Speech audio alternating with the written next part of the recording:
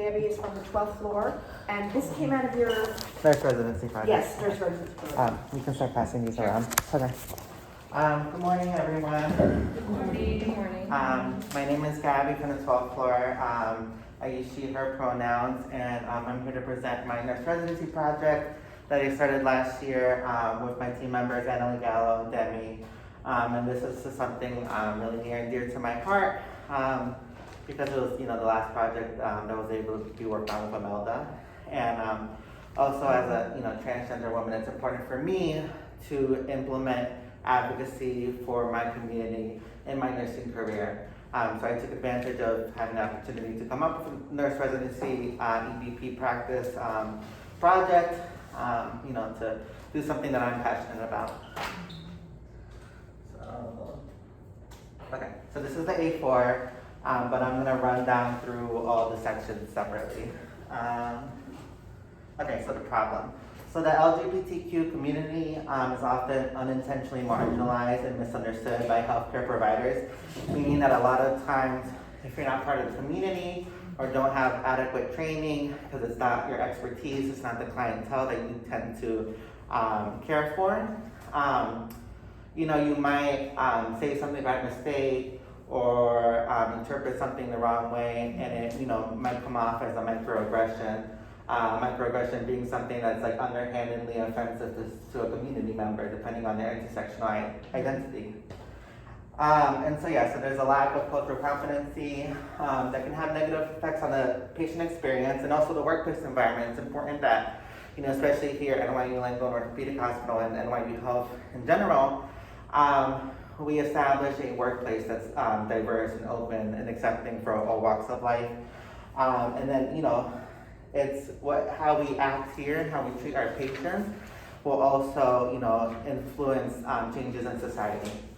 Let me see. Okay, so our project goal was to assess the current LGBTQ plus related knowledge and attitudes on the RNs on the 12th floor. And then we designed educational infographics to improve knowledge and cultural competency in these matters. So our intervention, we reviewed the literature regarding LGBTQ knowledge studies and attitudes. A pre-test was made. So the three topics that we focused on, which are the handouts, if you can pass them along. There's one on sexual orientation versus gender identity terminology. There's one on pronoun use specifically, and then there's one on transgender related issues. That's especially a community that's often overlooked even within the LGBTQ plus community. So we distributed the infographics to the RNs in the hospital or on our floor that were readily available, and if anyone had questions, they were able to come up to me or my team members, if we had to answer any questions or clarify anything. And then a post-test was conducted about a month after to determine the effect of this material and kind of like how it was received by my team. So these are the search terms we use.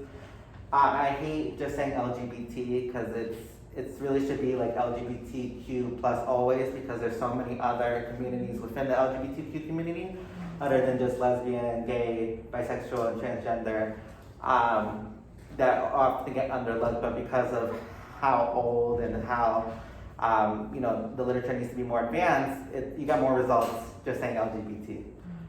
So cultural competence, and then nurses. So PubMed had 43 articles that came up. CINAHL had 148. We further limited our inclusion criteria, full tags, last 5 years. And we made sure to look at articles that use education as an intervention, because that's the intervention we wanted to try, and as well as if they did like a survey to assess attitudes and knowledge. And then we kind of just excluded case reports, opinion papers, and letters. We really wanted to look at systematic reviews and then single intervention studies. And then so at the end, 14 from PubMed and 16 from CINAHL, about that much were kind of skimmed over and reviewed to get ideas and information of what we should do. One thing that I found through my research is this Campina Code's cultural competency model. So this is something very important to take and understand in terms of how we can really push, cultural competency and make sure that it's effective and working. So there's 5 parts to reaching cultural competency. So there's cultural awareness, meaning like you're aware that there's issues that are going on, that communities are being affected, that they're being neglected, or XYZ. There's cultural skill, meaning you have been trained, you've been provided education. Is it okay if I touch the TV? To care for these individuals or to interact with these individuals. And it's the same thing with cultural knowledge. They kind of go hand in hand. So learning about, what the experiences of the LGBTQ plus communities, what disparities do they face? What kind of needs or risk factors are they most likely to face in the world? Especially for us, we're need to be considerate of comorbidities and risk factors. Just like Melissa said, for her population, it's really important that we are assessing risk factors for these communities because that can influence, their prognosis in life. And then cultural encounters. So cultural encounters, it's a really big thing, and I think that's why they kind of changed the circle event. It's really easy to get the top 3. Okay, I can provide you a presentation. Like you said, you can have Kevin Moore come in and present the education. But at the same time, it can go from one year to another if you're not exposed to dealing with those community members, if you're not taking care of those patients. So this is the hard part, especially here at Langone Orthopedic Hospital, because that's not our main clientele. Of course, we get occasionally gay, lesbian, transgender, whatever on the spectrum patients, but we don't, we're not a surgical hospital that does like gender affirming surgery or providing care to the HIV, population specifically. So this is something really hard and we need to work on, and it's something that I'm trying to work on to incorporate here. And then there's cultural desire. So, feeling that urge to be cultural competent, to want to make a change in yourself and essentially make a change in the community. So if you could get anything out of this, take this with you. And this applies to any community, any minority community, any intersectional group. And everyone knows the definition of intersectionality, right? You can be part of multiple minority groups. So for me, my family's from El Salvador, so I'm part of the Latin community, but I'm also transgender, so I'm part of the LGBTQ community. So, there's layers to that, So you have to consider both communities' risk factors. So that's what intersectionality means. And for our pre and post test, we used information and terminology from these main 4 websites, sources. So we have the National LGBTQ IA Plus Health Education Center from Fenway. I think that's out in Boston. The Gay Lesbian Medical Association. There was the 2015 US Transgender Survey. And then this is a really good source that I found through my time at undergrad is the Safe Zone Project. So this is a team that does training to make sure that you have people that are aware of the terminology and kind of essentially what my project aimed to do. And all these have good resources. You can get continuing nurse education credits as well. And they have just a lot of resources if you need to follow up. And so passing around, there's my infographics that I designed on Canva. So thank you. You designed it? Yeah, I try to be creative. Wonderful, yeah. So for this one, we have understanding gender identity and expression, because a lot of people get confused. What is sexual orientation, and then what is gender identity? So we have gender expression, which is how you appear.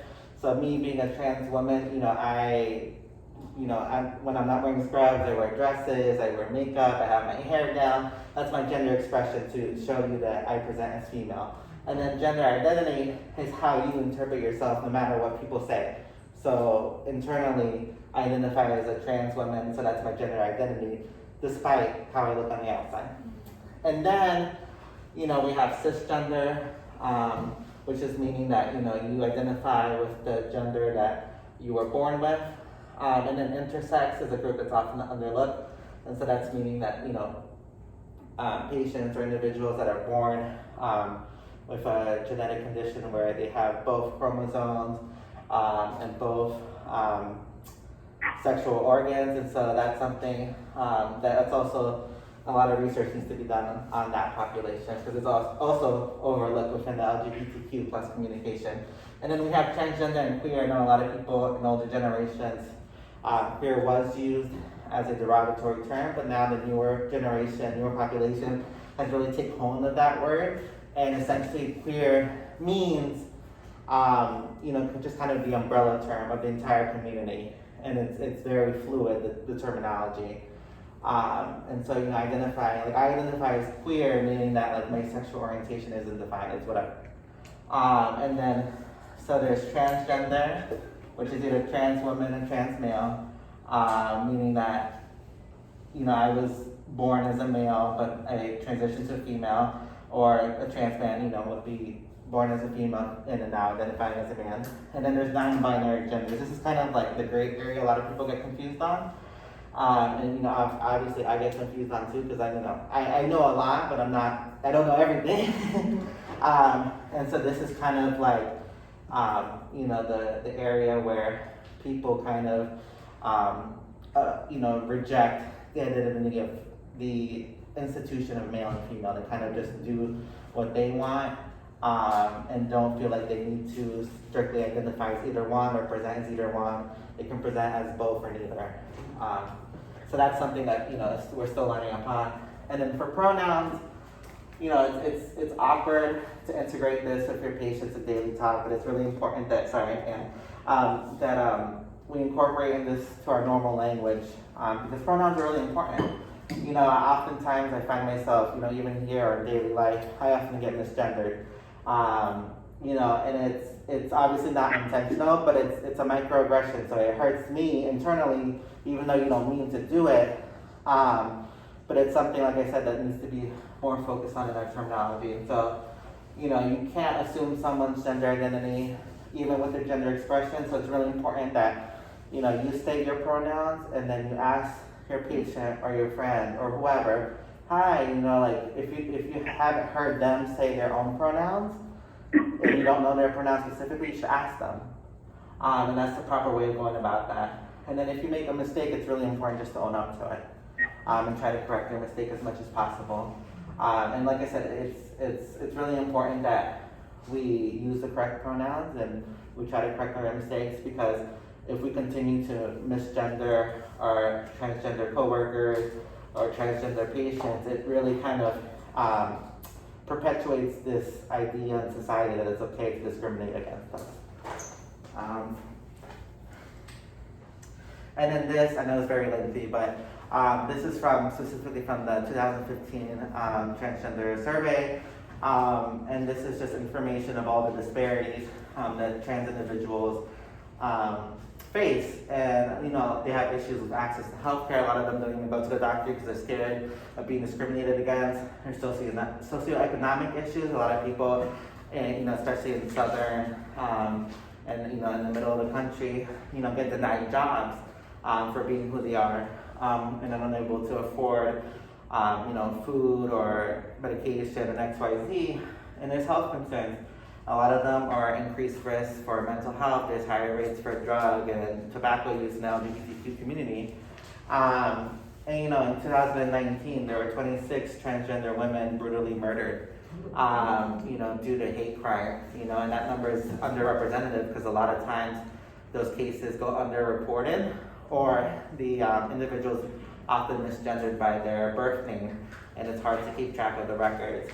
And so those are their names down there.